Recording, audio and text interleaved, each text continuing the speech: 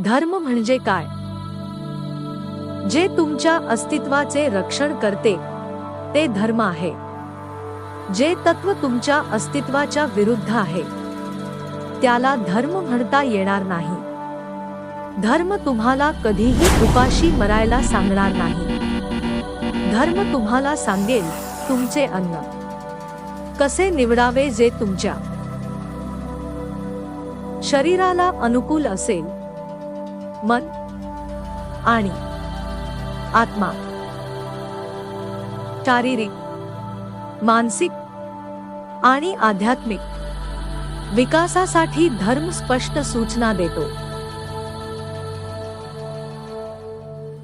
हे कधीही आत्महत्येची सूचना देणार नाही, कारण आत्महत्या करणे हा अधर्म आहे. हिंसा ही अशी क्रिया आहे जी व्यक्तीची शारीरिक, मानसिक आणि आध्यात्मिक प्रगती कायमची थांबवते. समजा एक लहान हरिणाचे बाळ खेळत आहे. तुम्ही त्याला मारल्यास तर त्याचे शारीरिक प्रगतीकरण थांबते. तर इथे तुम्ही हिंसा केली आहे. समजा एका मुलाला अभ्यास करायचा आहे. जर तुम्ही त्याला अभ्यास करू दिला नाही तर त्याची मानसिक अभिव्यक्ती अवरोधित होईल. तर इथे तुम्ही हिंसा केली आहे.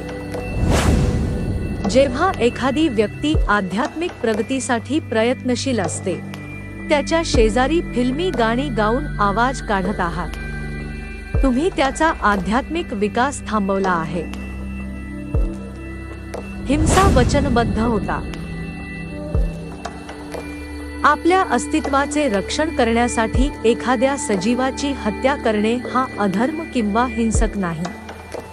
पण जीवाला मारण्यापूर्वी दोन गोष्टी लक्षात ठेवल्या पाहिजे. प्रथम, आपण त्याला मारल्याशिवाय जगू शकतो की नाही. दुसरे म्हणजे शक्यतोवर आपल्या अस्तित्वाचे रक्षण करण्यासाठी ज्याची चेतना कमी विकसित आहे अशा प्राण्याला आपण मारले पाहिजे. उदाहरणार्थ, जर एखादा हिंसक प्राणी आपल्यावर हल्ला करतो तर स्वतःचे रक्षण करण्यासाठी त्या प्राण्याला मारणे त्याला हिंसा किंवा अधर्म म्हणणार नाही. पण विनाकारण प्राण्याला मारणे हे निश्चितच हिंसक आणि अधर्म आहे. जर एखाद्या व्यक्तीने आपल्याला मारण्याचा प्रयत्न केला आणि आपल्या रक्षणासाठी त्याला मारण्याशिवाय आपल्याकडे दुसरा पर्याय उरला नाही, तर येथे एखाद्या प्राण्याला मारणे अहिंसा होणार नाही किंवा अधर्म. आपल्या अन्नासाठी धान्य, भाजीपाला, फळे आणि मुळे वापरणे हे हिंस किंवा अधर्म नाही. पण धान्य, भाजीपाला, फळे आणि मुळांच्या उपस्थितीतही मांस खाणे हे निश्चितच हिंस किंवा अधर्म आहे, कारण वनस्पतींमध्ये प्राण्यांपेक्षा कमी विकसित चेतना असते.